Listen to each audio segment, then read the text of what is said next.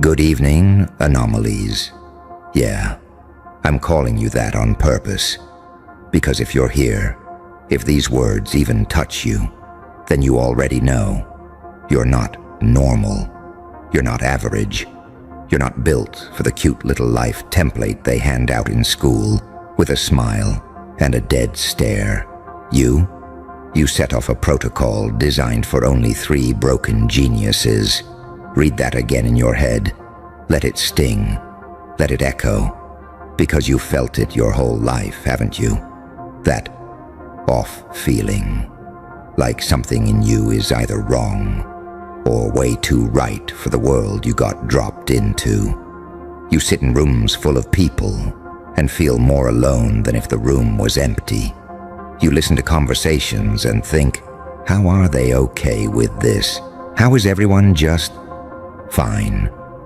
You look at your own reflection and see somebody who knows too much, feels too much, thinks too much about everything, and the world told you that makes you broken. So let's start there. They didn't tell you this part. There are some minds that don't just wake up. They break open. You're one of them. You didn't just grow up. You cracked. You glitched. You slipped through the cracks of normal life and saw what was hiding underneath. You saw the hypocrisy. You saw the lies. You saw how most people are not living, just numbing themselves with distractions, scrolling, fake smiles, fake goals, fake friendships. And instead of going, yeah, okay, I'll play along, something in you snapped and whispered, no, I can't do this, I can't pretend. That whisper, that was the protocol starting. See, there's a version of reality built for the masses, the 9 to 5, shut up, be grateful, don't think too hard, follow the script, die quietly edition. But then, there's a hidden layer, a layer for the ones who just cannot stay asleep. No matter how many times they're told to chill out, calm down, be realistic, lower their standards, stop overthinking. You're too sensitive, you're too intense, you're too much. You've heard all of that, haven't you? Too much, too intense, too dramatic, too deep. And every time you heard it, you felt that mix of rage and heartbreak in your chest. Because deep down, you know, no, I'm not too much. I'm exactly as much as I'm supposed to be. You're just not built for it. That's what a broken genius is. Not some math prodigy on a whiteboard. Not some movie stereotype with messy hair and a chalkboard full of formulas. A broken genius is a soul that sees the world in painfully high resolution. A mind that can't unsee what it's seen. A heart that still cares, even after everybody stepped on it. You. Let's talk about that word, though. Broken. You were not gently cracked like glass. You were shattered by betrayal, by neglect, by being the strong one for everyone and the forgotten one when you needed someone, by watching people choose comfort over you, by trying to be good, loyal, loving, only to be treated like you were disposable. Life didn't just tap you, it slammed you into walls. People you would have died for disappeared. People you trusted with your soul twisted the knife. People who said, I'm here for you, were only there when it was easy to be there. So you learned to stop expecting rescue. You learned to stop waiting for someone to understand. You learned to carry the weight alone, and every time a piece of you broke, your mind got sharper. Your emotional radar got more precise. Your tolerance for bullshit went from high to 0. That's the protocol. It doesn't activate in comfort, it activates in ruin. You think it's an accident you can read people's energy in seconds. You think it's random that you see patterns in everything. Relationships, society, systems, people's motives.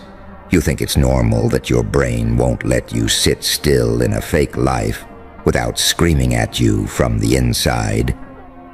No. That's the cost of being one of the 3 broken geniuses this protocol was built for. Most people get broken and stay broken. They turn their pain into excuses. They turn their heartbreak into bitterness. They turn their potential into a graveyard of what-ifs. You turned your pain into questions. Why am I like this? Why do I see things like this? Why can't I just be okay with being average? Why does my mind keep pushing me, even when I'm exhausted? Because the protocol is still running. Let me say this straight. You didn't just hit rock bottom. You were dragged through it, stitched to it, and then expected to smile like it never happened. You've held tears in at work, in school, on buses, in your bedroom at 3 a.m. staring at the ceiling like, what is wrong with me? Why do I feel everything so much deeper than everybody else? You've had days where you felt so misunderstood it physically hurt. You've had nights where your chest felt heavy, like grief, but you couldn't even explain what you were grieving. You've watched people laugh and move on while you're still sitting there replaying every detail, analyzing, overthinking, trying to understand what the hell just happened. That overthinking, that sensitivity, that refusal to just let it go without learning from it. It's not weakness. It's not you being dramatic. It's data processing at a level most people will never reach. The protocol designed for broken geniuses doesn't let pain go to waste. It forces you to squeeze meaning out of every wound. You need to hear this. The reason you feel so out of place is because you are. You weren't built for shallow conversations and small ambitions. You weren't built to gossip your life away and call that connection. You weren't designed to chase purely status, clout, aesthetics, and pretend that's fulfillment. You came here wired for depth, depth of thought, depth of love, depth of purpose, depth of rage at how broken everything is. You are not meant to fit into the room. You're meant to rewrite the terms of what the room even is. But here's the catch. Being that person hurts. You will be misunderstood. You will be judged. You'll be blamed for seeing clearly in a world that loves being blind. And the easy option is to shut yourself down, numb yourself, act dumb, lower your standards, pretend you don't care. You've tried that, haven't you? You tried to not care. You tried to be chill. You tried to go along, be low maintenance, be less intense, less deep, less real. And it almost killed something inside you. Because every time you pretend to be smaller, something inside you screams, "This isn't me. This isn't what I'm here for." So here's the ugly, raw truth. You setting off that protocol, it means there's no going back. You can't unknow what you know. You can't unsee what you've seen. You can't unfeel what you've felt. You have 2 paths now. 1, use your brokenness as proof you're damaged goods and let life drag you into quiet resignation. 2, or accept that the very things that shattered you also upgraded you into something almost nobody around you will understand. That's your choice. But don't lie to yourself and say you don't have one. Look at your life. Really look. All those times you were humiliatingly honest. All those times you cared more than the other person. All those times you showed up for people who wouldn't cross the street for you. You thought it meant you were weak, naive, stupid. No. It means your capacity for loyalty, love, and intensity is terrifying. To small-minded people, that kind of intensity looks insane. To users and manipulators, that kind of depth is something to exploit or run from. To numb people, you look like a walking, talking mirror, exposing how dead they are inside. So of course they made you feel wrong for it. Because if you ever realized what that intensity could do when aimed at yourself, your work, your mission, you would become unrecognizable. And that's exactly what this protocol is pushing you toward. Let's talk practicality for a second, because this isn't just poetic talk. Your sensitivity, that's pattern detection. Your overthinking, that's deep analysis. Your emotional pain, that's raw fuel. Your isolation, that's high-focus training ground. You're being shaped into someone who can sit in discomfort longer than most people can stand, see through lies in relationships, social media, systems, understand what people are truly feeling, not just what they say, connect dots others don't even notice exist. That's not random, that's a toolkit. What kind of mind do you think breaks systems, creates movements, flips industries, writes things that rip people open, builds things that change lives? Not the "I just want to be comfortable" mind. It's the mind that has seen hell and still wakes up with something burning in their chest that says, "No, I'm not done yet." You may not see it like this yet, but listen closely. Every moment you thought you were too much actually meant you were more. More capacity, more range, more vision, more conscience. Every time someone told you to calm down, what they meant was, "You're making me feel things I'd rather not feel." Every time someone ghosted you, breadcrumbed you, played with your emotions, what they taught you was, not everyone is meant to hold someone like you. Your love, your mind, your standards are not for the faint-hearted. Every time life slammed you with another loss, another disappointment, another betrayal, what it was doing was building a level of resilience where, eventually, you stop begging to be chosen, and you start choosing yourself. That's stage 2 of the protocol. The moment you stop asking, "Why doesn't anyone see my value?" and you start asking, "What could happen if I stopped waiting for them to see it and started acting like I already know it?" You have to own something right now. You are not equal to the people who gave up on themselves years ago. You are not on the same timeline as people whose biggest ambition is to be comfortable and liked. You are not meant to live a life that can be summed up as, "They didn't rock the boat." Your mind would eat you alive if you tried to live like that. You're built for impact. You're built for disruption. You're built to go so deep into your craft, your purpose, your self-mastery, that people either hate you or worship you, but they cannot ignore you. And that requires a certain level of broken, because people who've never been broken don't take real risks. People who've never had their hearts shattered don't love that hard. People who've never been abandoned don't know how to stand on their own. You do. You've already survived what you thought would kill you. You've already lived through the worst days of your life, multiple times, and you're still here. Not by accident, not by luck, by design. I want you to think about your lowest moment, the one you never talk about, the one that changed you, the night you broke, the day everything collapsed. Now ask yourself this honestly. Did you come out of that the same person? No. You came out cold in some ways, sharper in others. You stopped tolerating certain behaviors. You started seeing red flags earlier. You stopped explaining your pain to people committed to misunderstanding you. That shift, that was an upgrade. The protocol doesn't protect you from breaking. It makes sure that when you do, you come back with new code.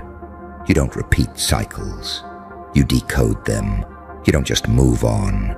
You meta-analyze and rebuild your standards. That's genius, not the classroom kind, the survival kind, the world-changing kind. You've always had that feeling, haven't you?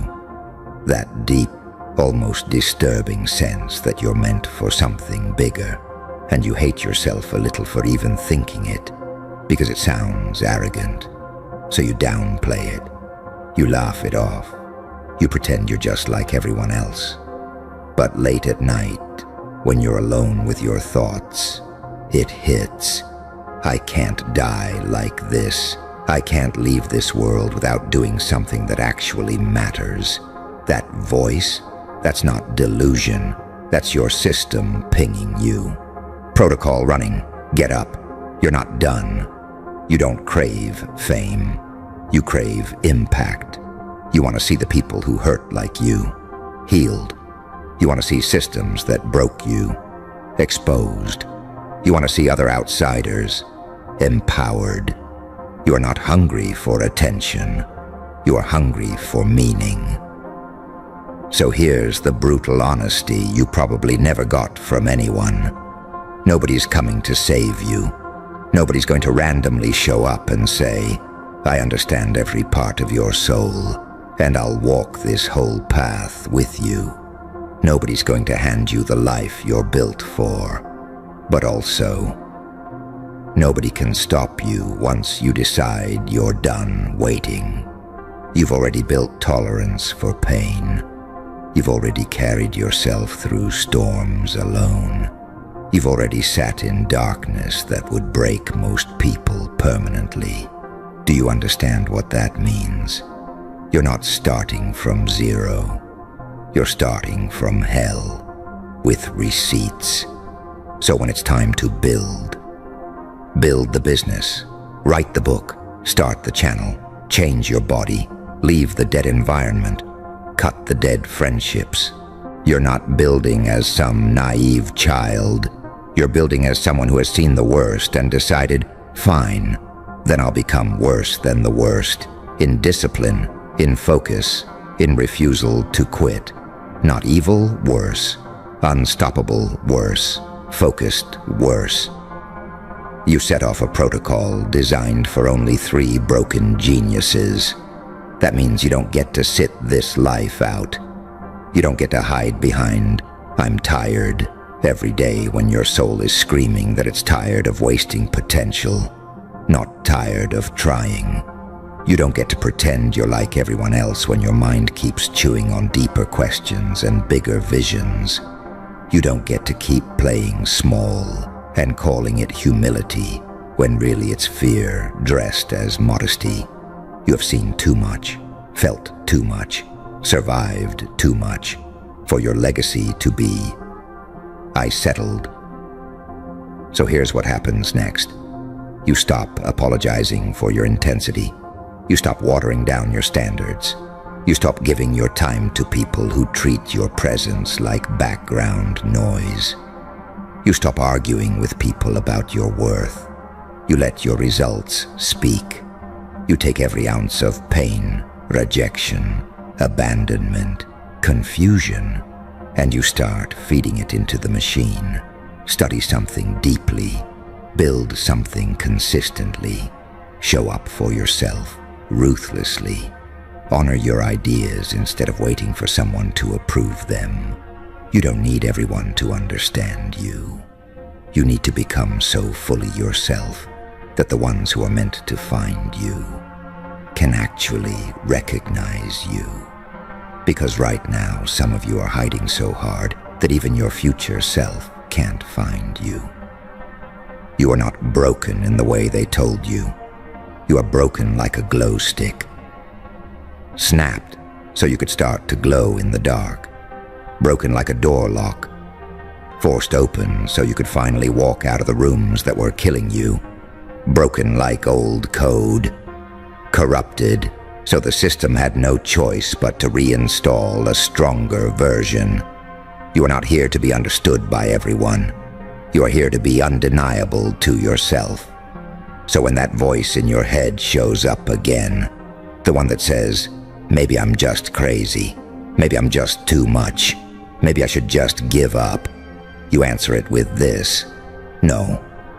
I set off a protocol designed for only 3 broken geniuses. I'm not crazy. I'm not too much. I'm exactly as intense as I need to be for what I'm about to become. You say those words in your head, and that's the first honest thing you've told yourself in a long time. I set off a protocol designed for only 3 broken geniuses. Sit with that for a second. Because once you admit that, you can't keep playing this "I'm just unlucky, I'm just messy, I'm just a failure" character. That costume doesn't fit anymore. You know what really messes people up? They get a glimpse of who they could be, and instead of leaning into it, they panic and run back to who they were. You've done that.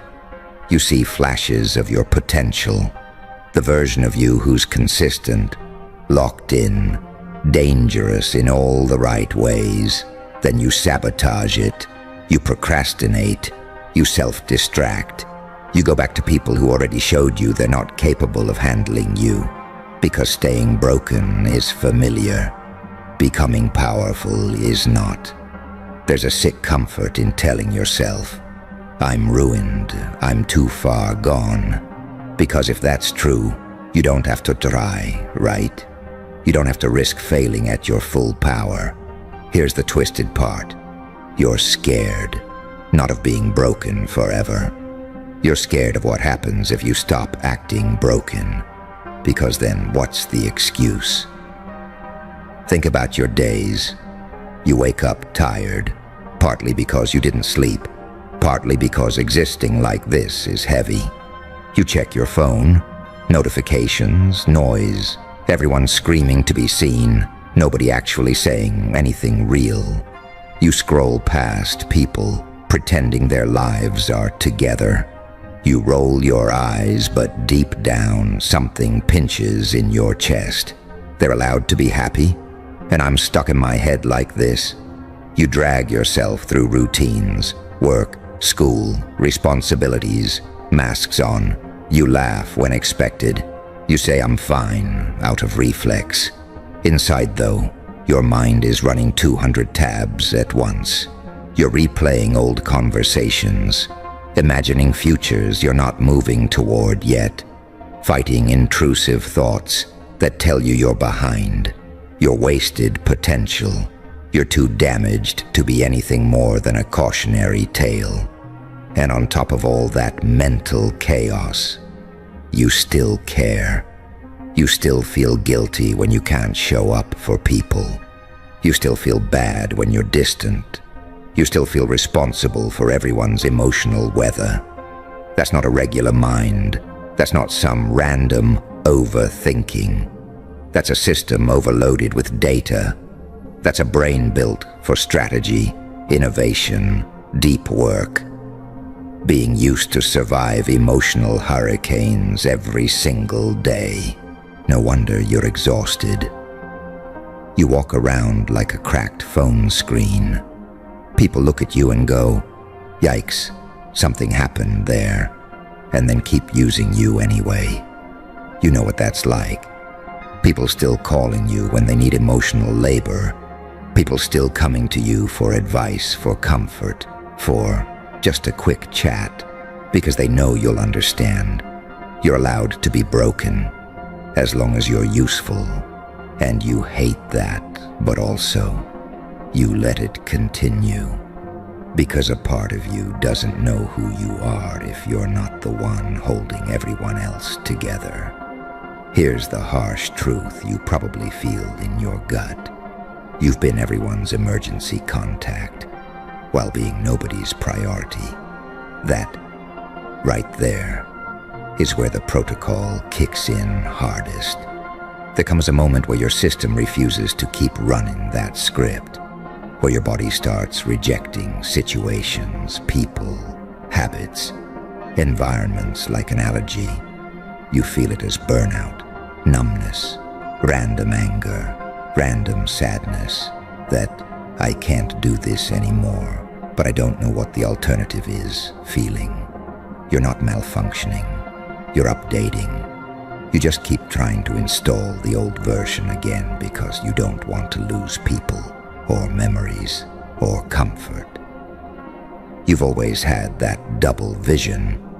On one layer, you see your current mess, unfinished tasks, inconsistent habits, unhealthy coping mechanisms, people who drain you, rooms that feel too small for your mind. On another layer, you see this terrifyingly sharp image of a version of you that doesn't flinch anymore. You know exactly who I'm talking about. The you who wakes up and actually does the work, instead of negotiating with your own laziness for 3 hours. Walks away from anyone playing games with your time, emotions, or energy. Builds daily boring, unsexy routines that quietly turn into power. Turns your pain into art, business, muscle, influence, something visible, not just internal chaos. You see that version, and then you lie to yourself like, yeah, I'll become that one day. One day. After the next heartbreak, after the next breakdown, after the next mental crash. You keep acting like you need one more disaster to wake up properly, when you've already survived 10. How many more times do you want life to grab you by the throat before you admit your assignment's different? Let's talk about rage for a second, because you have it, even if you don't show it. Freeze right there. Don't flinch, don't blink, don't reach for comfort, because something about you just changed, and the room can feel it before your mouth ever opens. You didn't come back angry. That would have been easy, loud, predictable. Anger is noise. Anger leaks. Anger begs to be seen. No, you came back dangerously calm, and that's the kind of quiet that makes predators stop chewing mid-bite. That's the silence that rearranges power structures without ever announcing itself. That's the moment when the storm doesn't roar anymore because it learned how to wait. They expected fury. They were prepared for shouting, for revenge, for you swinging wild and burning yourself out. They rehearsed how to deal with your rage. They even practiced looking sympathetic while secretly enjoying it. But what they weren't ready for was the stillness. The eye contact that doesn't need to blink. The voice that doesn't shake. The smile that isn't asking for approval or forgiveness. Calm like that doesn't come from peace. It comes from understanding. Because you've seen something now. You've crossed the place where pain either breaks you or trains you. And you didn't just survive it. You decoded it. You learned how chaos moves. You learned how fear speaks. You learned how people expose themselves when they think they're winning. And somewhere in that furnace, the saint and the psychopath inside you shook hands. Not to fight anymore, but to cooperate. That's what they're feeling, that contradiction. You don't look bitter. You don't look vengeful. You look calibrated. Angelic posture, demonic patience. A conscience sharpened, not erased. You didn't lose your soul. You weaponized your awareness. You learned how to be kind without being weak, silent without being absent, present without being predictable. And unpredictability? That's the one thing no system can insure against. They keep trying to read you using old data, old versions, old reactions. But the files don't match the behavior anymore. You don't react on cue. You don't rush to defend yourself. You don't explain. You don't chase closure. You don't even seem interested in being understood. And that's when the alarms start quietly humming in their chest. Because calm like yours means decisions have already been made. You've learned that rage is a flare. It shows everyone where you are. Calm is camouflage. Calm lets you walk through rooms without leaving fingerprints. Calm lets you see who talks too much when they think you're not listening. Calm lets you watch patterns repeat themselves while you stand outside the loop. And the scariest part? You're not in a hurry anymore. Pain taught you timing. Betrayal taught you leverage. Loneliness taught you self-containment. You stopped needing reactions to feel real. You stopped needing applause to validate truth. You stopped needing chaos to feel powerful. Now your presence alone bends the temperature of a room. Conversations shift when you arrive. Jokes get quieter. People choose their words like they're stepping around glass. They don't know whether you're healed or hollowed out, whether you've forgiven or simply moved past the point where forgiveness is relevant. They can't tell if you're merciful or merciless, and that uncertainty eats at them worse than any threat ever could. Because threats are loud. You're measured. You learned the paradox the hard way. The more you were hurt, the less you needed to hurt back. The more you were tested, the less you needed to prove. The more darkness you walked through, the more control you gained over your light. You didn't become cruel, you became precise. And precision is terrifying to people who live off impulse and assumption. They keep waiting for the explosion. They don't realize the explosion already happened, internally. What's left now is aftermath energy, clean, focused, surgical. You don't announce your moves because you don't need witnesses. You don't rush because you understand momentum. You don't argue because you already know how the story ends when someone underestimates you again.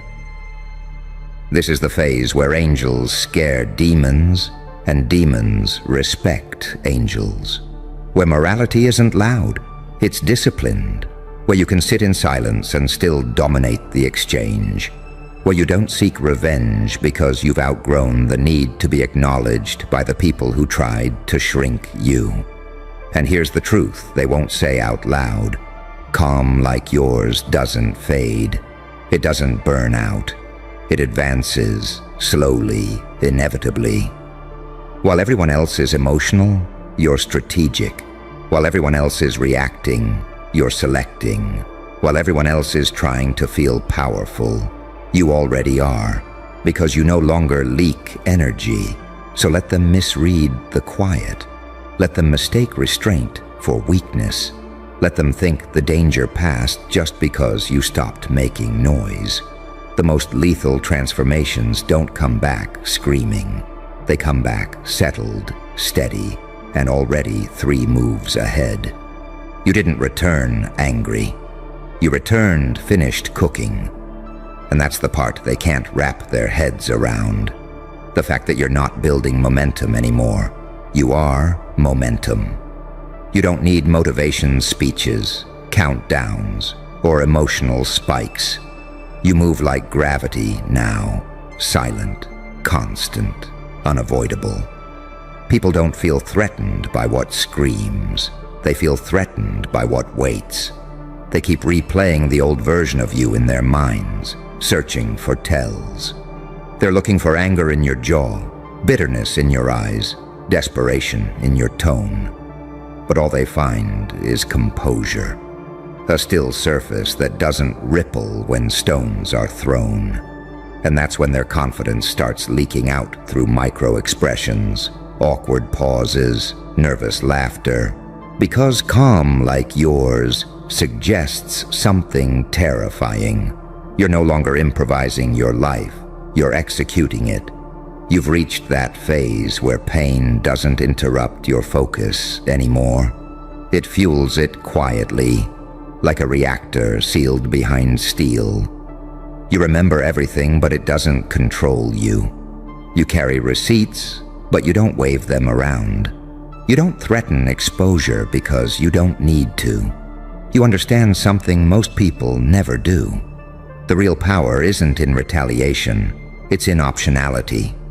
Knowing you could end it, change it, expose it, and choosing when or if.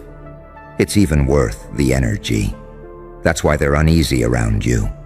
Because your calm isn't empty, it's loaded. It's the kind of calm soldiers get after too many nights awake, too many close calls, too much blood on the floor to romanticize chaos anymore. You're past the phase of emotional theatrics. You're in the phase of clarity that comes after illusions die. You see through people faster now, not because you're cynical, but because you've studied human behavior under pressure. You've seen who folds, who betrays, who panics, who lies badly, who lies well. And more importantly, you've learned how you behave when everything is stripped away. That self-knowledge, that's lethal, because no one can bait you with what you've already survived. They'll try, though. Oh, they'll try. They'll poke, they'll provoke, they'll test boundaries with jokes, with subtle disrespect, with fake concern. They're hoping to wake the old you, the reactive one, the explain yourself one, the prove your worth one. But you don't bite anymore. You observe, you catalog, you let people reveal their ceilings while you quietly expand yours. And here's the paradox that scares them the most. You didn't lose empathy, you mastered it. You can read emotions without being ruled by them. You can understand pain without drowning in it. You can love without attachment, care without dependency, and walk away without guilt. That balance, saint's awareness with a psychopath's detachment, that's not something you're taught. That's something you earn by bleeding internally and refusing to collapse. You've learned that silence can be a message, distance can be a consequence, and calm can be a warning. You don't announce boundaries. You enforce them by disappearing from spaces that no longer deserve your presence. And when you do speak, people listen harder because you're not addicted to hearing yourself talk. They sense it. You're not here to convince anyone anymore. You're not campaigning for understanding. You're not auditioning for respect. You're selecting where your energy goes, and scarcity always increases value. That's why rooms feel different when you enter. Not louder, heavier, like something important just arrived. This is what evolution through pain actually looks like. Not a villain arc, not a martyr complex, but a sharpening, a refinement, the shedding of emotional excess. You kept your morals, but you removed your naivety. You kept your heart, but you armored your time. You kept your vision, but you stopped explaining it. To people who couldn't see past their own fear, they call it cold because they don't understand temperature control. They call it detached because they've never met someone who can feel deeply without leaking weakness. They call it dangerous because deep down, they know the truth.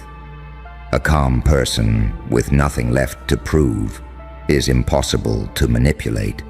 You don't rush outcomes anymore because you trust inevitability.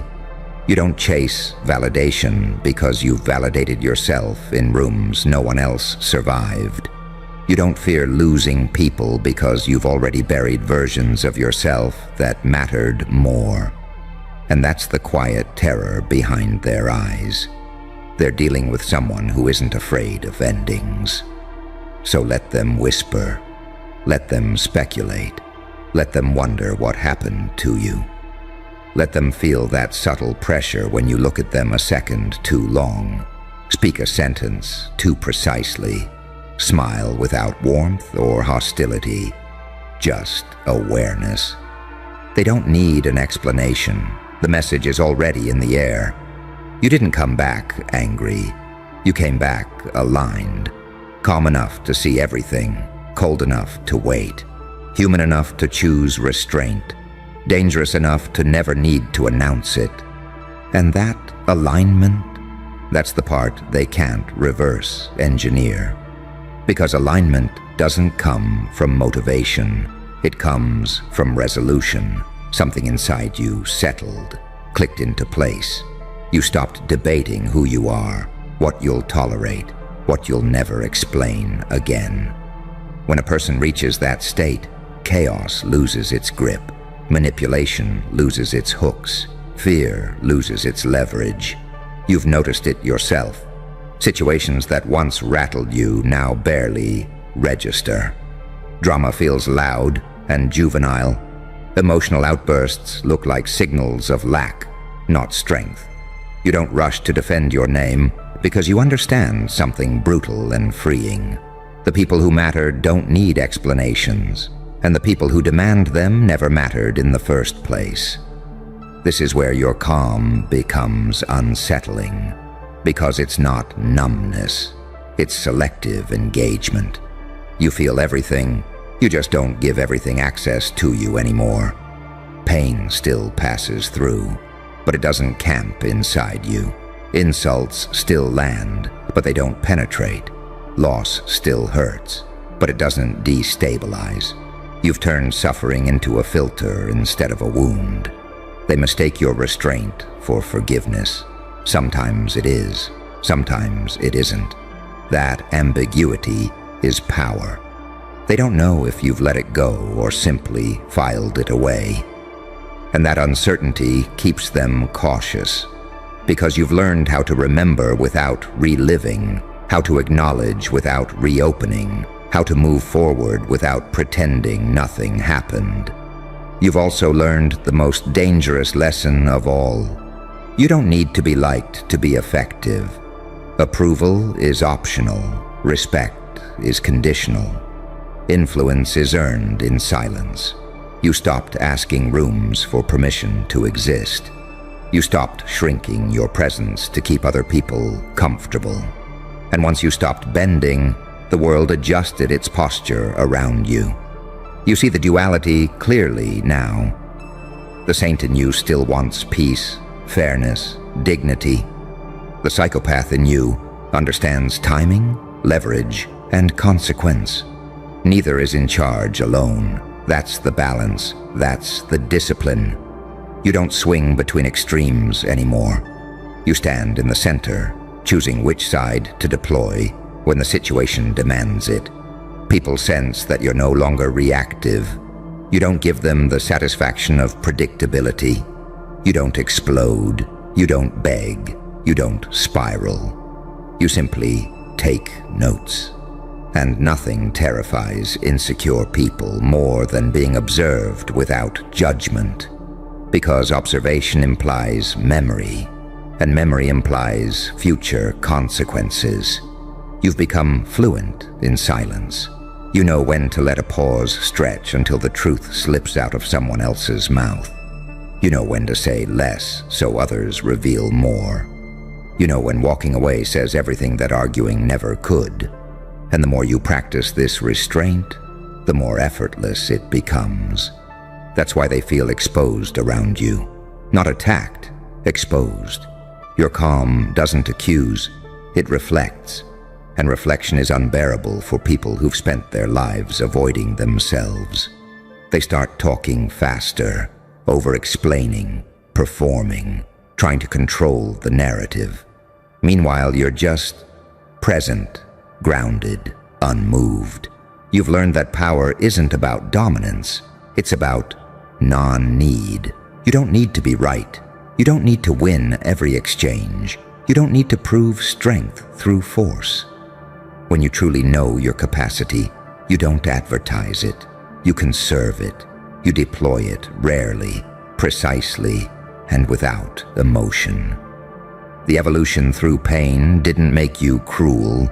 It made you economical. You stopped wasting energy on people who drain it. You stopped investing in outcomes you can't control.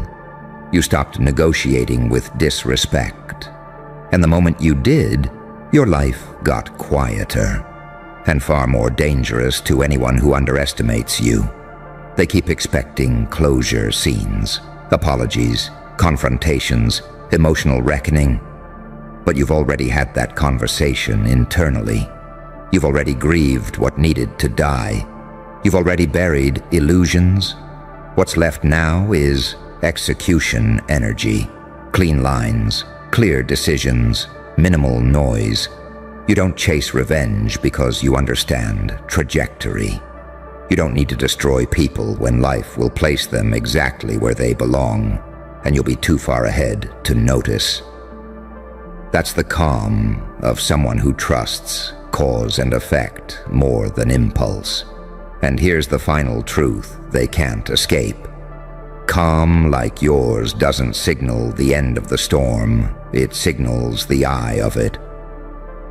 Everything is quieter because the pressure is equalized, because the system has adjusted, because you have adjusted.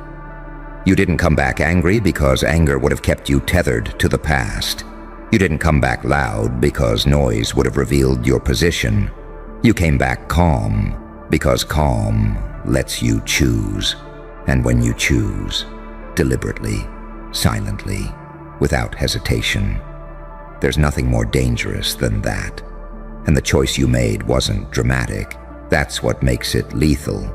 You didn't swear vengeance. You didn't burn bridges in a fit of emotion. You didn't announce a rebirth. You simply stopped leaking, stopped explaining, stopped reacting on someone else's schedule. You closed the doors quietly and kept moving, and the silence behind you started echoing louder than any scream ever could. You understand something now that most people never reach. Chaos feeds on participation. It needs your outrage, your despair, your need to be seen. The moment you withdrew that supply, it starved. And what's left when chaos starves? Order, control, direction. You didn't defeat the darkness by fighting it. You outgrew its rules. That's why your calm unnerves them, because it doesn't seek permission. It doesn't ask for fairness. It doesn't plead for understanding. It simply exists, immovable. They try to provoke you into slipping back into old patterns, because that's the only version of you they know how to manage. But the buttons don't work anymore. The hooks don't sink. The traps sit there unused, rusting. You've learned to let people finish their performances, to let lies run their course, to let arrogance expose itself. You don't interrupt because interruption would rob them of the chance to reveal everything. And while they're busy proving who they are, you're quietly deciding how much access, if any, they'll ever have again. This is where discipline replaces desire, where you don't chase intensity because you've learned intensity fades. You chase consistency. You build habits instead of fantasies. You build leverage instead of arguments. You build position instead of reputation. And when your foundation is solid, you don't need to defend it. It defends itself. You can feel the shift in how people approach you now. They're cautious. They test the water before speaking. They measure their tone. They watch your face for cues that never come. Because you're no longer emotionally available to be pulled into nonsense. Your energy is contained.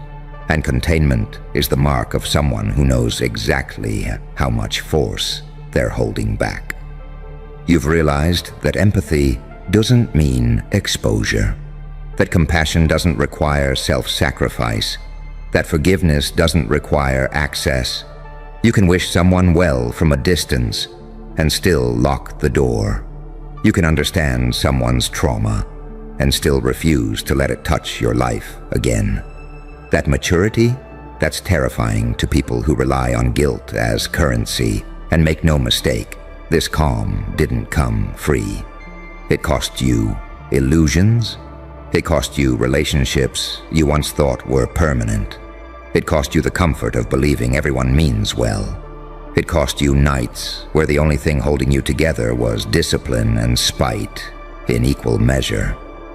But what you gained was something rarer, clarity without bitterness. You don't hate them. Hate would mean they still have space in your nervous system. You don't love them either. love would require vulnerability they no longer deserve. What you feel is neutrality sharpened into focus, indifference with memory, distance with awareness. And that's the posture of someone who cannot be controlled. They sense that you're no longer negotiating with life. You're no longer hoping outcomes bend in your favor. You're positioning yourself so outcomes have no choice. Quiet work. Repetitions no one applauds. Decisions no one witnesses. And then, results that arrive without explanation. You've become dangerous because you're patient. Because you don't confuse urgency with importance. Because you're willing to wait while others exhaust themselves.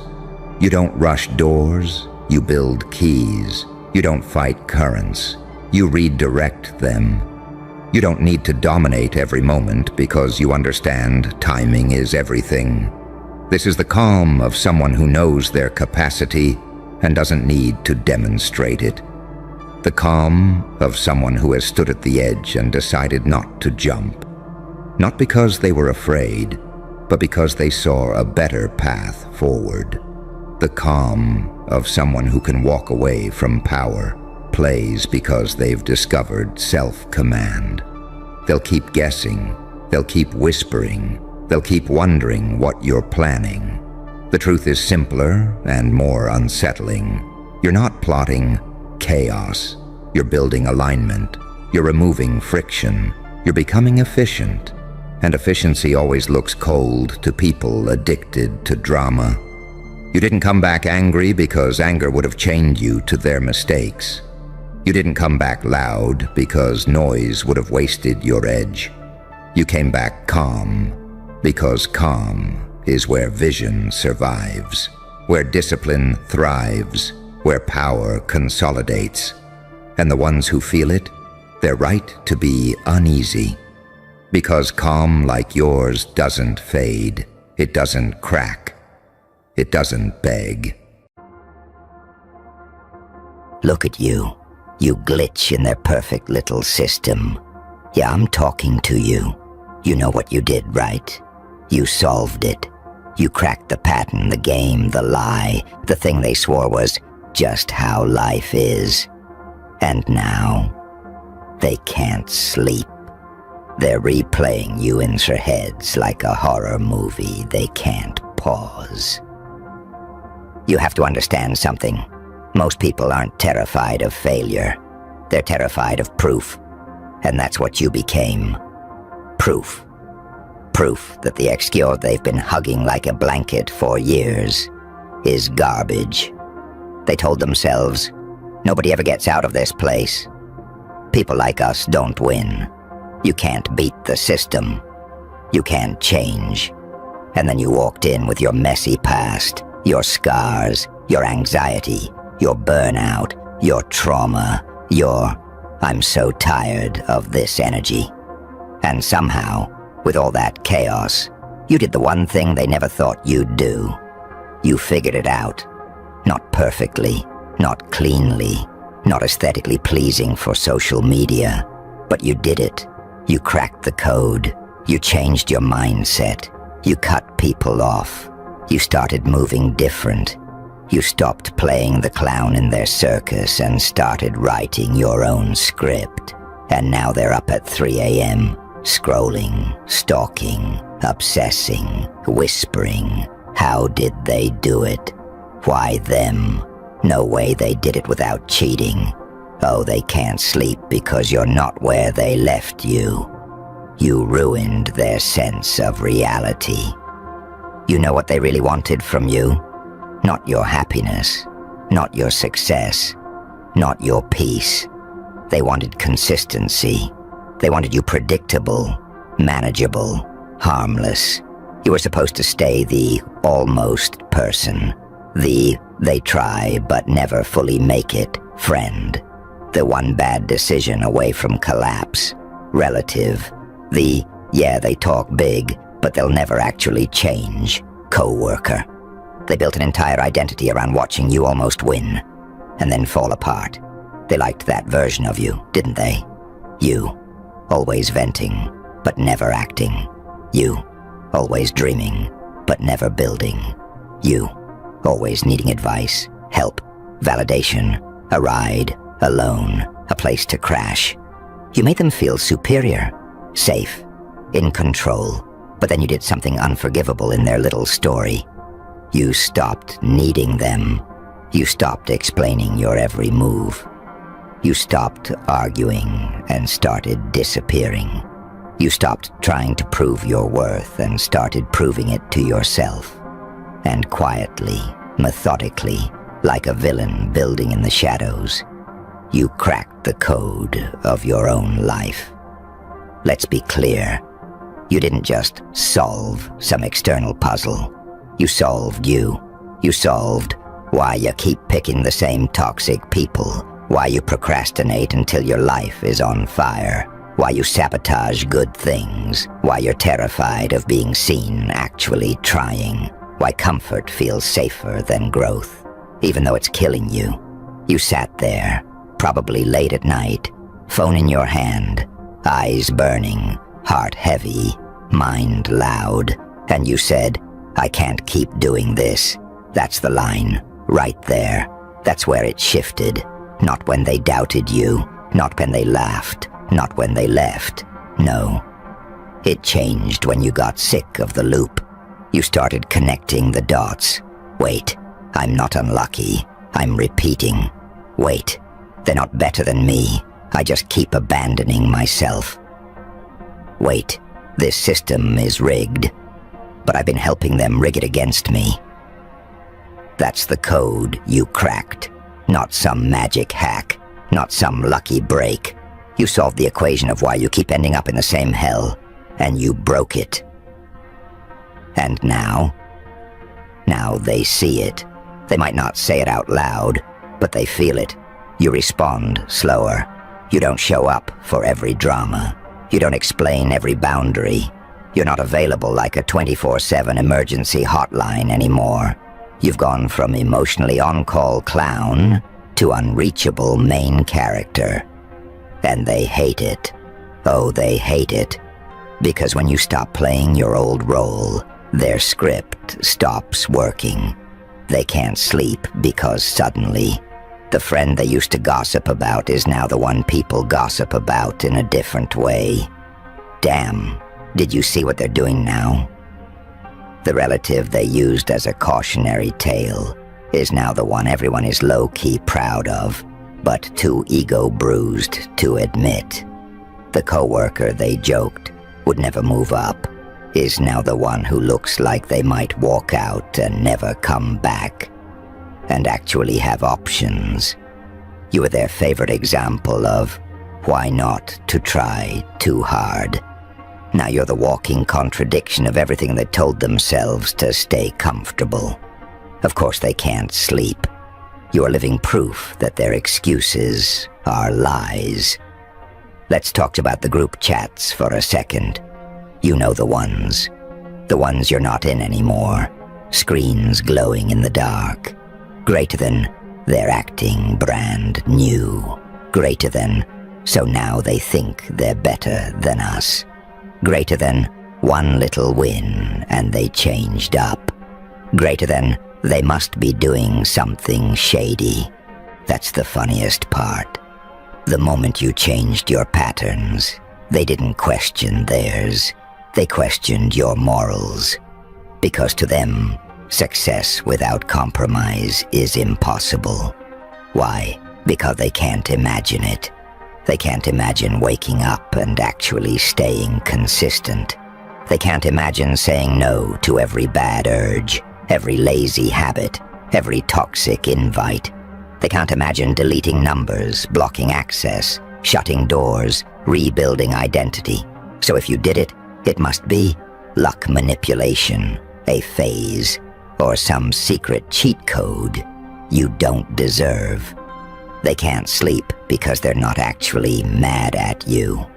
They're mad at the version of themselves they'll never meet unless they do what you did. And that version scares the life out of them. Look at your journey for a second. You went from, I can't do this without them, to I can't do this if they're still around. You went from, what if I lose people, to, if I have to lose myself to keep them, they're already gone. They remember the night you cried in front of them, the call where you were broken, the rant where you said, I'm done, I can't anymore, and you meant it. But you still stayed. They got comfortable thinking. They'll never actually walk away. They always break, but they never break free. Then one day, without a speech, without a warning, without some dramatic announcement, you just started moving differently. Less talking, more doing, less complaining, more changing, less you'll see, and more watch. That shift, that silent, calm, terrifying shift, that's what's keeping them up. Because anger they can handle, drama they can eat for breakfast, but silence, distance, consistency, growth, that's terrifying. You need to really let this sink in. They are not losing sleep because you became evil. They're losing sleep because you became evidence. Evidence that you can have their same background and not end up like them. You can have the same trauma and not weaponize it forever. You can come from the same place and still decide, this legacy ends with me. You broke hereditary laziness. You broke generational silence. You broke cultural stay-in-your-place programming. You broke that unspoken family rule of, we don't talk about that, by healing yourself and moving differently. And now those who choose not to heal have to look at you and admit, it was possible. That's the code. That's what you solved. You know why they call you changed? Like it's an insult? You changed. You're different now. You're not the same person you used to be. Good. You're not supposed to be. What were you supposed to do, huh? Stay the shattered version of yourself just because that's the version they could control. Keep pretending you're clueless just so they feel smart. Laugh at jokes that were actually disrespect. Keep showing up to tables where you're always the punchline. No. You finally realized the most dangerous truth. Greater than, I don't owe anyone the weaker version of me, just because that's the version they're comfortable with. And once you saw that, once the illusion broke, once the code revealed itself, you couldn't unsee it.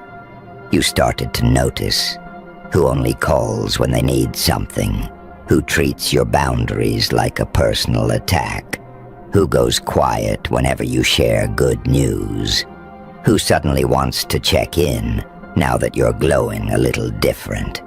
You solved the equation of who's really for you versus who just likes the benefits of being near you. And that's a ruthless kind of clarity. Let's go deeper, because this isn't just about haters and jealous people. That's too shallow. This goes further down. Some of the people losing sleep over your growth actually love you. That's the twisted part. They love you, but they're still unsettled by you, because they built a whole identity around being stronger, wiser, more stable than you. And now, you caught up. Worse, you might have passed them, and they don't know what to do with that. It rewrites everything. If they can change, what does that say about me staying the same? If they can heal, what does that say about me choosing my wounds as a personality? If they can rise, what does that say about my "it's impossible for us" narrative? They have two options. 1, evolve with you. 2, resent you and call it concern. Guess which one keeps them up at night? Now listen closely, because this part is for you, and only you. You're going to be tempted to shrink again, to dim down, to soften your wins, to say, it's not that deep, I just got lucky. when you know damn well you bled for this. You'll want to downplay it because you see the discomfort in their eyes. You feel the weird vibe when you talk about your progress. You hear the change in their tone. Suddenly, they joke about your new habits. They mock your boundaries. They say you're obsessed or too serious now. They accuse you of thinking you're better. That's the trap. That's the part of the old code trying to pull you back in. Understand this. They are not uncomfortable because you're bragging. They're uncomfortable because your existence is now a mirror. You don't even have to say anything. You walk into a room with your healed energy, your new standards, your better posture, your calmer responses, and it exposes the chaos they refuse to confront in themselves. You solved it. You found a way out of the mental cage they decorated and called home. So now when they see you, they don't just see you. They see every decision they didn't make, every opportunity they let pass, every time they chose comfort over evolution. That's not your guilt to carry. You know what takes real nerve? Continuing to win slowly, not flashy, not overnight, just steady, repeated, intentional moves. Because at first they'll say, it's just a phase. They always start strong but fall off. Give it a few weeks. Weeks pass. Months pass. You keep going. Not perfect, but consistent enough. Suddenly their brain can't file you under temporary change anymore. It has to file you under something terrifying, greater than permanent threat to my narrative. You're not a one-time event. You're becoming a new baseline.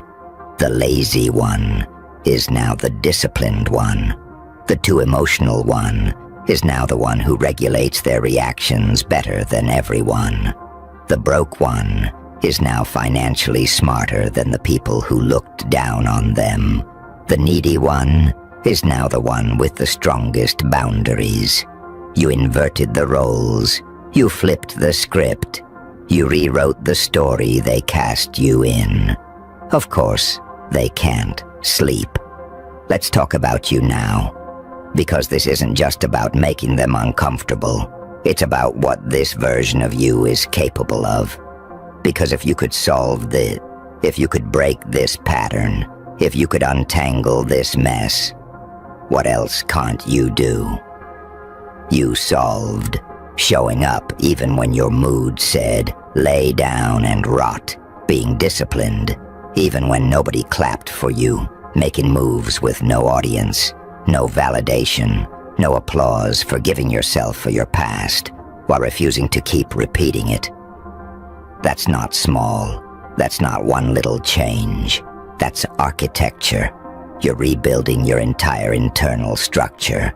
And as you keep going, you're going to notice something strange. The more control you gain over yourself, the less control the world has over you. Suddenly, they can't manipulate you with guilt. They can't bait you with drama. They can't hook you with, you've changed comments. They can't use your fear of abandonment to keep you obedient. That's freedom, not the vacation type. The I'm not your puppet anymore type. You solved the code of how they kept you smaller than you really are. And once that's solved, you are no longer safe for their comfort. But let's be brutally honest. You're still scared sometimes, aren't you? Because now that you've stepped out of the cage, there's no script, no guaranteed outcome, no clear path. You solved one thing, and it opened 10 more questions. What do I actually want? Who am I without the drama? How do I live without chaos as my personality? What do I do when peace feels weird? That uncertainty, that shaky feeling, good. It means you're actually living, not looping.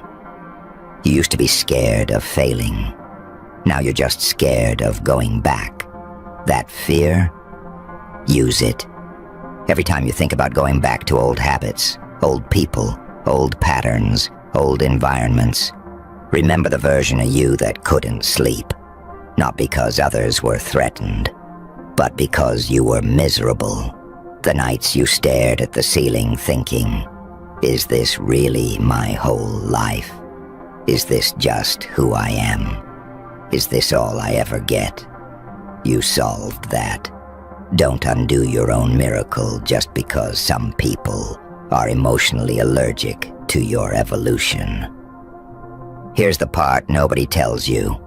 Being the one who cracks the code doesn't make you special in the way people romanticize it.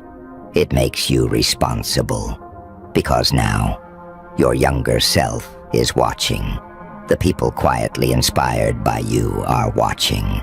The ones who secretly know they can do better because they saw you do it are watching. You're not their savior, but you are their proof. That doesn't mean you have to carry them. You're not a bus, you're a signal.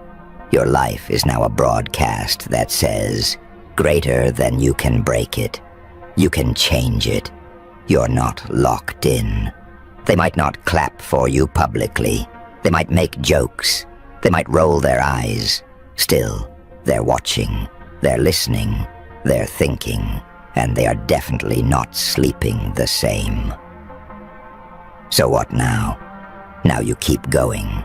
Not to spite them. Not to prove them wrong. You already did that the moment you didn't collapse the way they expected. You keep going because you finally tasted alignment. You woke up one day and realized, I don't hate myself as much anymore. I actually like the choices I'm making. I might not be where I want yet, but I'm not who I was. That feeling, that quiet, subtle, I'm becoming someone I respect.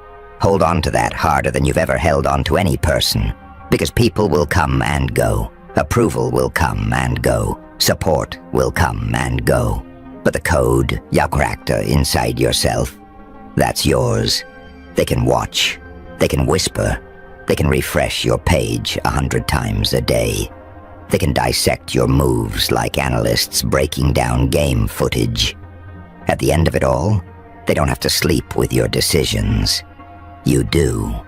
And for the first time in a long time, you're the one who's starting to rest a little easier, while they lie awake, wondering how you did it, if it's real, and if they'll ever find the courage to do the same. And what's really messing with their heads is that you're not even doing anything theatrical about it. You're not posting a manifesto every other day. You're not making a big speech at every family gathering.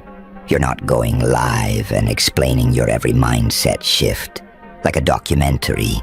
You're just living different, answering different, moving different, choosing different.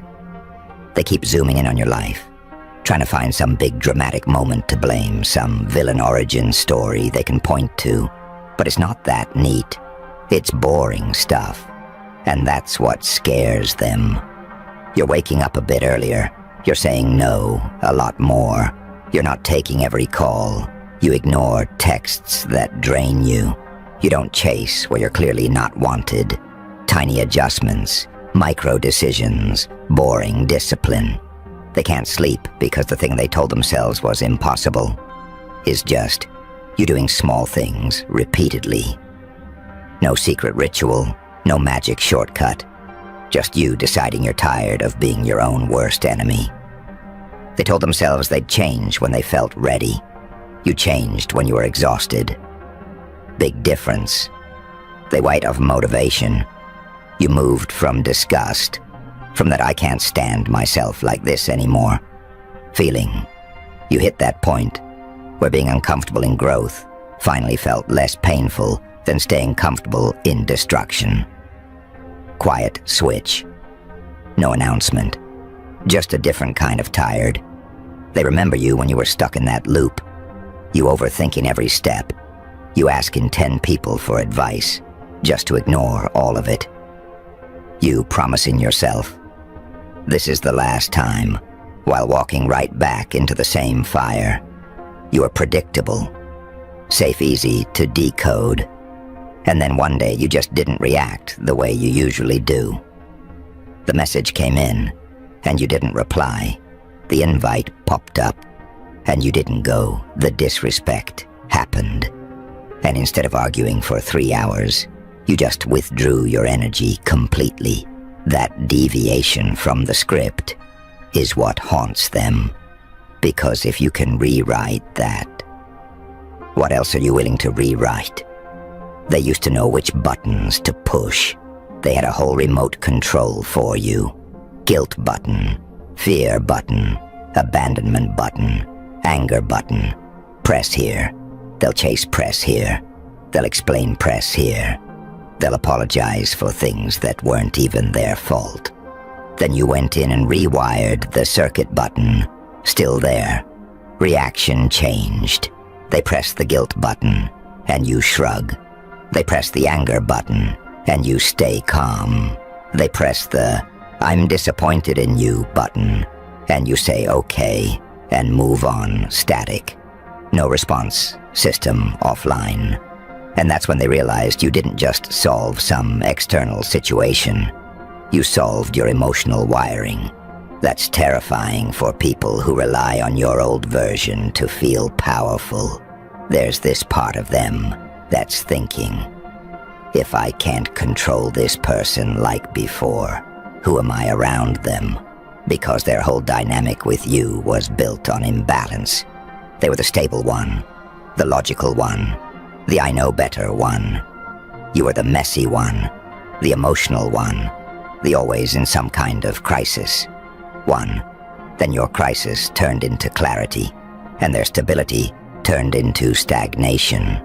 That flip is not something the human ego handles gracefully. You notice how they suddenly start over-explaining their own life choices when they're around you. They talk more about their job, their relationship, their routines. They start throwing in random lines like, greater than, I could change if I wanted to. I just don't care like that. Greater than, not everything is about leveling up. Some of us are just chill. It's defensive. It's that nervous laugh energy. Because a piece of them is rattled by the fact that you used to be the one making excuses like that. And now you're not. You outgrew the language they still use to justify their lack of movement. And let's be real here. You're not even where you want to be yet. You're still in progress, still figuring it out, still messing up sometimes. You're not walking around like some perfect success story. You're just not stuck in the exact same spot anymore. That tiny bit of forward motion, that inch, that 1% shift, is enough to keep them up pacing mentally. They replay conversations with you like security footage. Remember when they said they were going to change jobs? Remember when they said they were done with that person? Remember when they started reading those books, going to the gym, journaling, whatever? They laughed in their head back then. They thought, cute phase. They'll be back with a new disaster soon. You didn't come back with a disaster. You came back with boundaries. You came back with better posture. You came back harder to access. That's not entertainment to them. That's a problem, because your chaos used to be a distraction, a convenient one. They loved when your life was a mess. It pulled focus away from theirs. You break up. You lose money. You get fired. You fail something.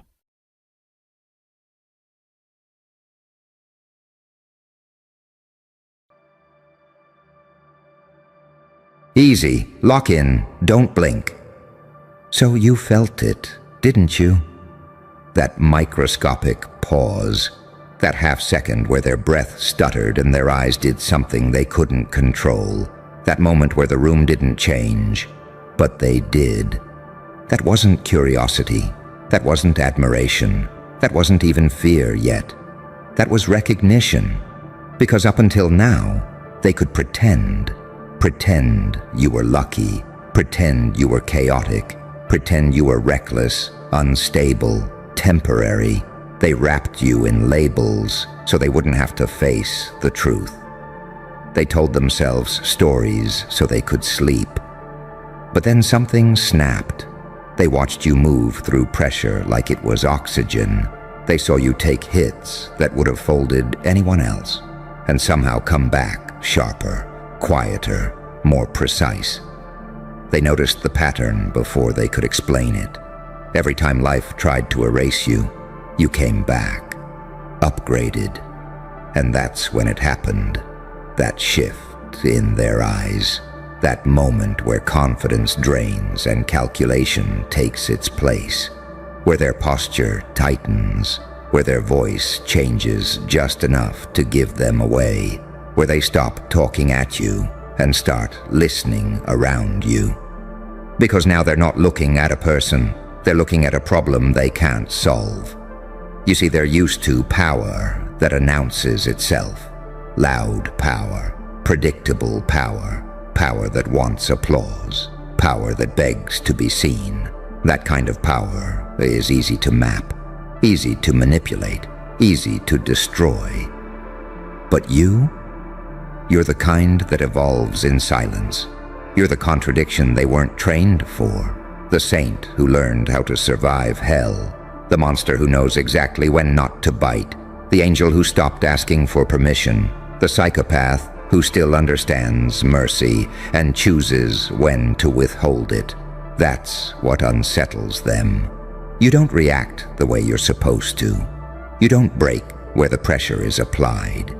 You don't chase validation. And you don't flinch when they test you. You don't rush. You don't explain. You don't perform. You observe. And observation is lethal.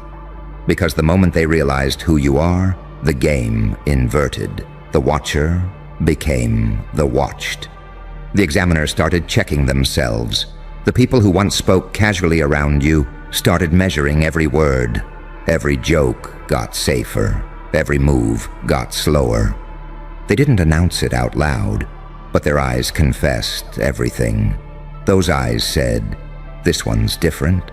Those eyes said, "This one remembers." Those eyes said, "This one has already been through something that rewired them." You weren't born dangerous.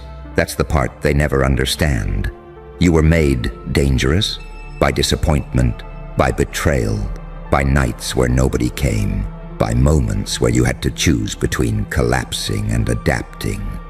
And you adapted. You learned when to go cold, and when to burn, when to disappear, and when to stand directly in front of the threat without blinking. You learned that unpredictability isn't chaos, it's leverage. You learned that control doesn't come from domination. It comes from restraint. That's why they can't read you. They keep looking for emotional tells, but you already buried those. They expect rage, but you bring calm. They expect ego, but you bring clarity. They expect desperation, but you bring timing.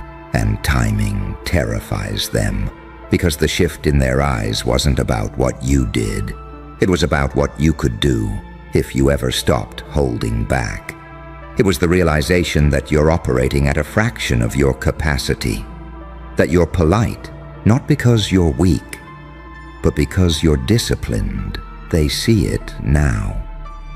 The silence before you speak isn't hesitation, it's selection. The stillness isn't fear, it's assessment. The smile isn't friendliness, it's awareness. You don't need to threaten, you don't need to prove. Your presence already rearranges the atmosphere. And that's the part that keeps them up at night. Because people like you don't announce the storm. You are the pressure drop before it hits. You don't chase power. You attract it by refusing to beg. You don't force outcomes. You let others expose themselves while trying to control you. They finally realized something else, too. You're not fueled by hatred anymore. You've graduated past that. Hatred is noisy. You're fueled by something colder, cleaner, purpose shaped by pain, vision sharpened by loss. A calm that only comes from surviving the worst and realizing you're still standing. That's why their eyes changed, because now they know you're not waiting to be chosen. You're not hoping to be understood. You're not seeking permission. You've already crossed the line they're afraid to approach. You're what happens when someone stops trying to be liked and starts being precise. When someone integrates their darkness instead of fighting it. When someone learns that being underestimated is the most powerful position in the room. And here's the truth they can't unsee now. You don't need to become anything else. You don't need to escalate. You don't need to announce your next move. The shift already happened. It happened in their eyes. It happened in their silence. It happened the moment they realized you're not playing the same game, and never were. You're not the threat they prepared for. You're the one that makes them question whether the rules even apply anymore. And once that realization lands, it never leaves. They try to shake it off, tell themselves they imagined it, pretend you're still manageable. But the body knows before the mind can lie. Their nervous system already filed you under unpredictable variable. Their instincts already flagged you as something that doesn't fit the model. That's why the air around you feels different now. You didn't get louder. You didn't posture. You didn't demand respect. You simply kept being you. And that's what broke the illusion, because they expected transformation to look dramatic. They thought power announces itself with noise, with dominance displays, with threats and theatrics. They thought becoming dangerous meant becoming obvious, but you took the opposite route. You refined yourself.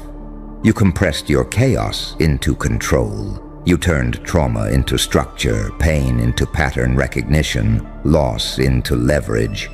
You didn't numb out, you sharpened. You didn't harden, you clarified.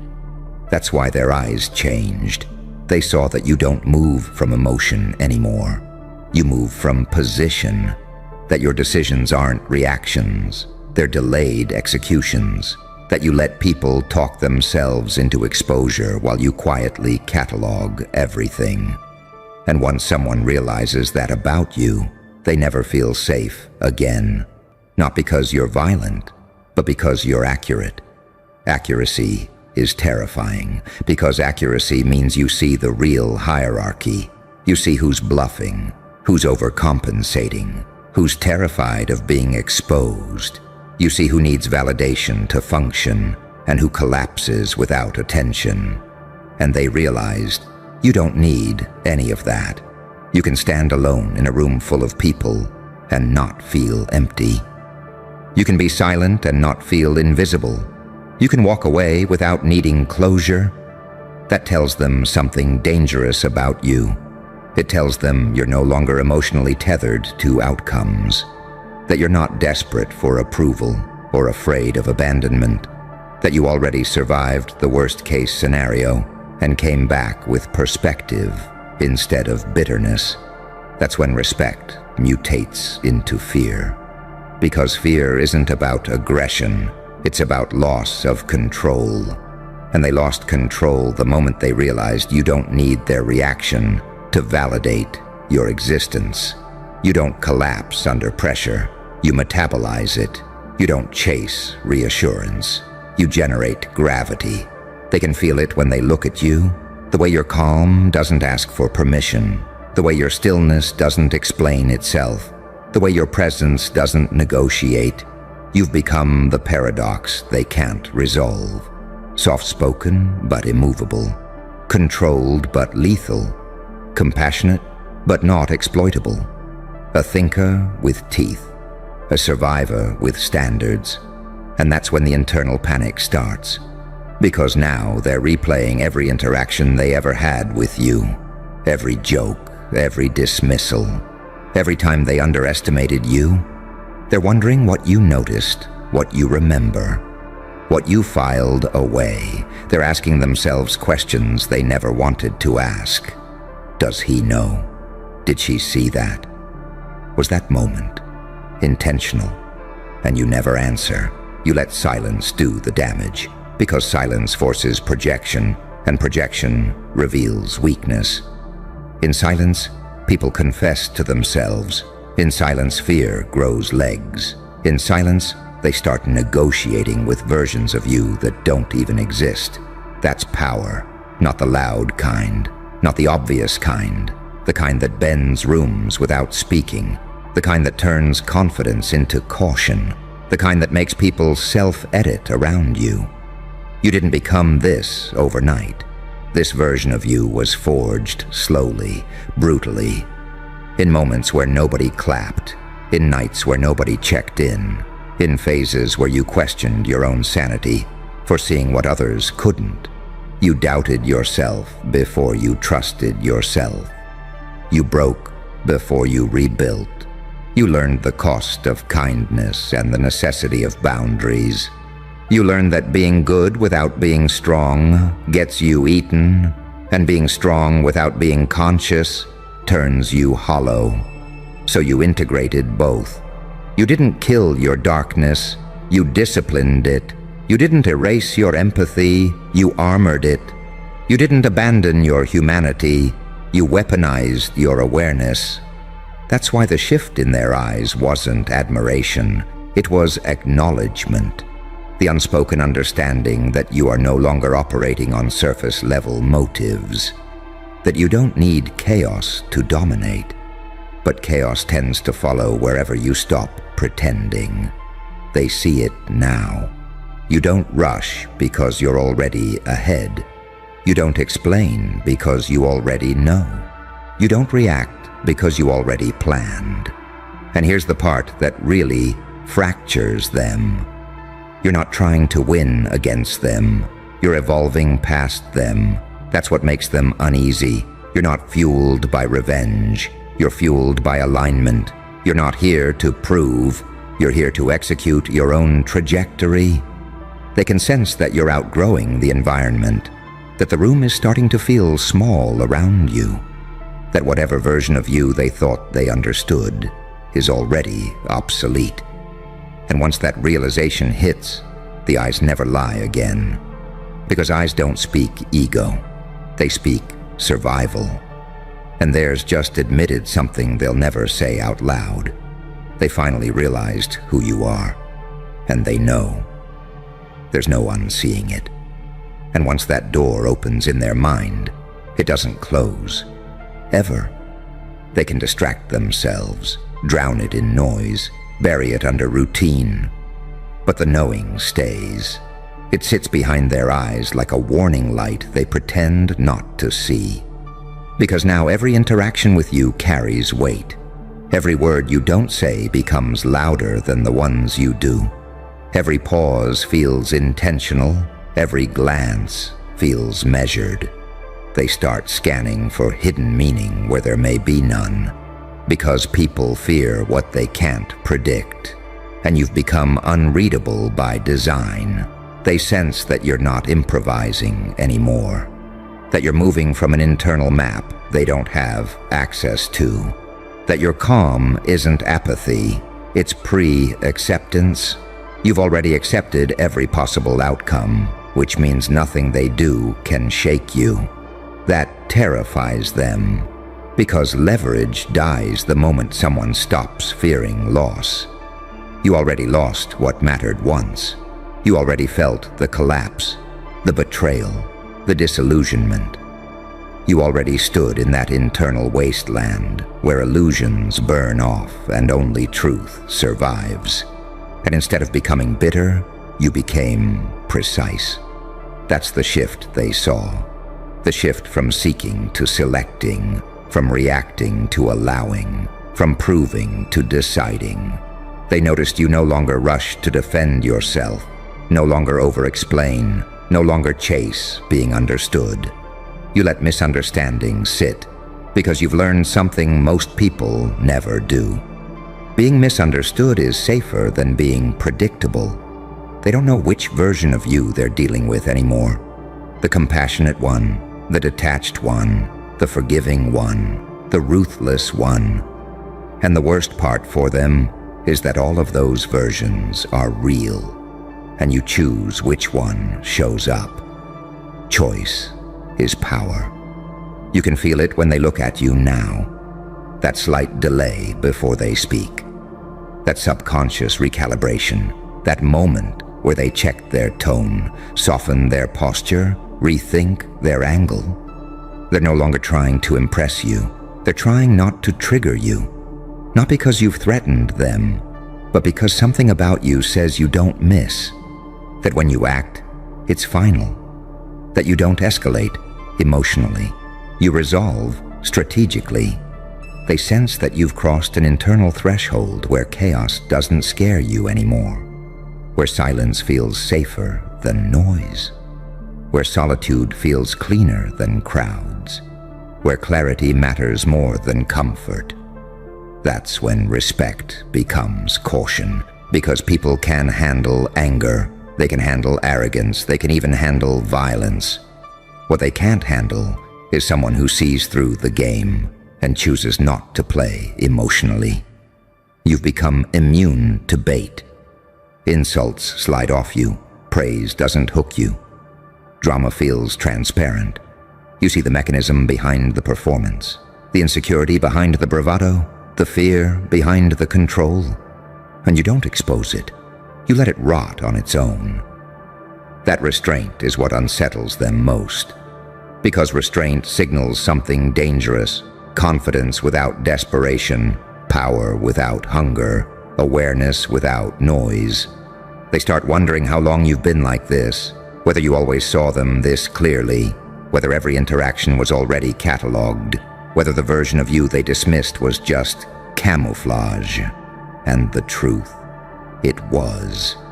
You learned early that loud evolution attracts resistance, so you evolved quietly.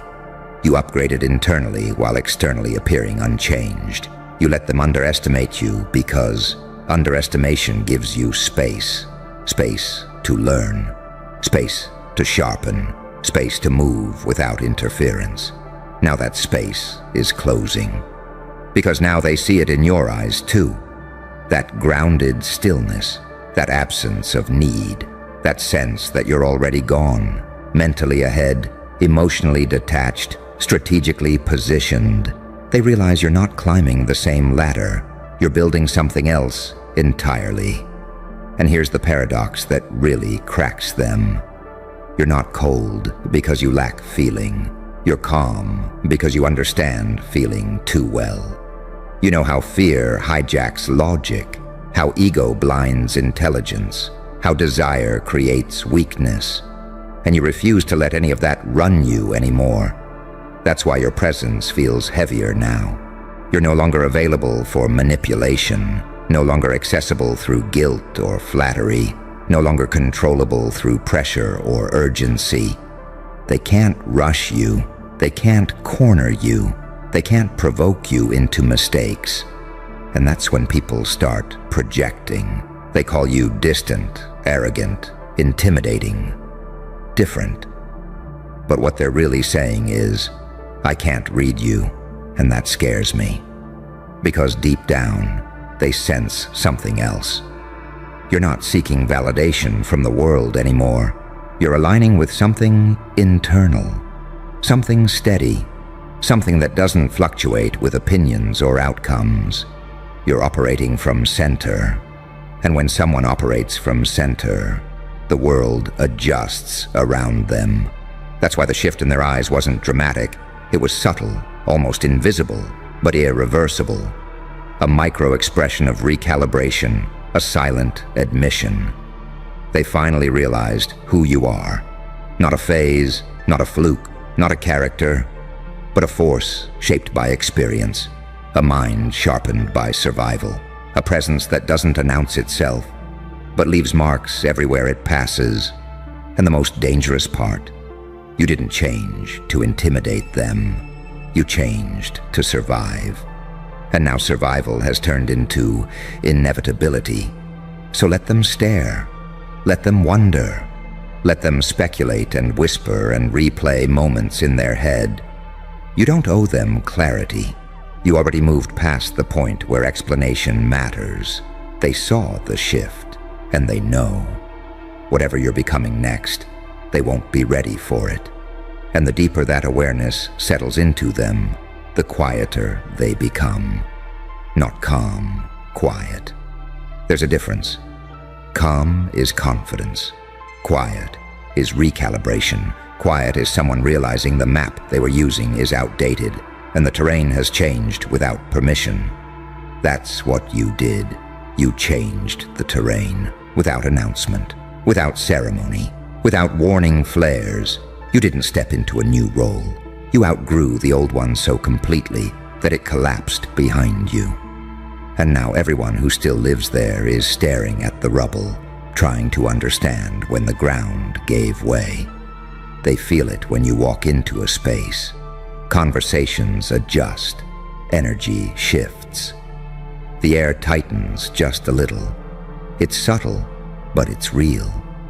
You're not dominating the room. You're anchoring it. You're not absorbing attention. You're bending it. And here's what they can't stand admitting to themselves. You didn't get here by accident. This wasn't luck. This wasn't timing.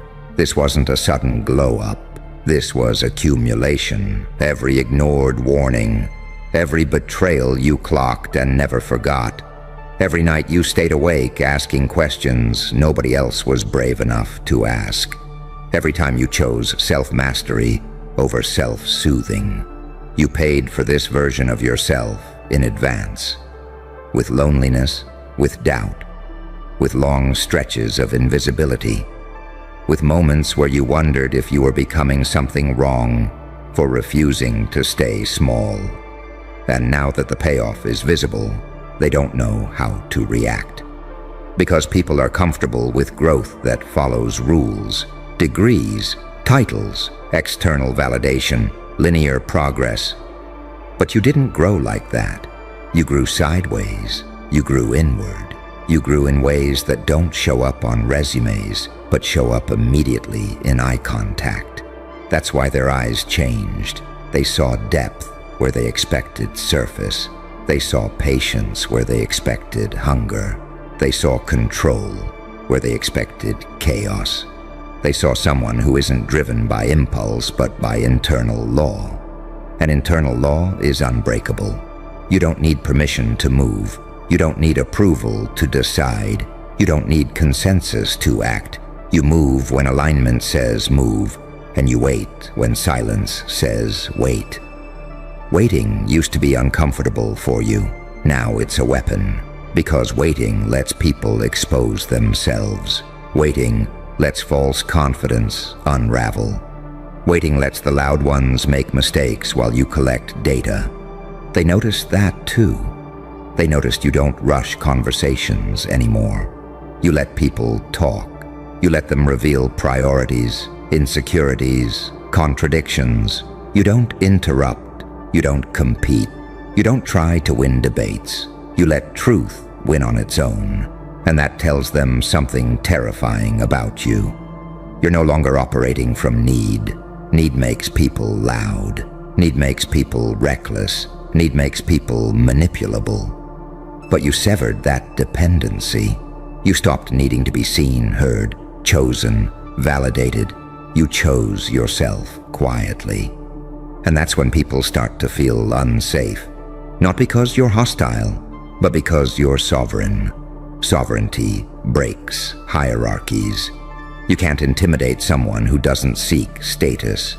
You can't bribe someone who doesn't crave approval. You can't threaten someone who already made peace with loss. They sense that you've already died once, not physically, but internally. The old identity, the old attachments, the old illusions.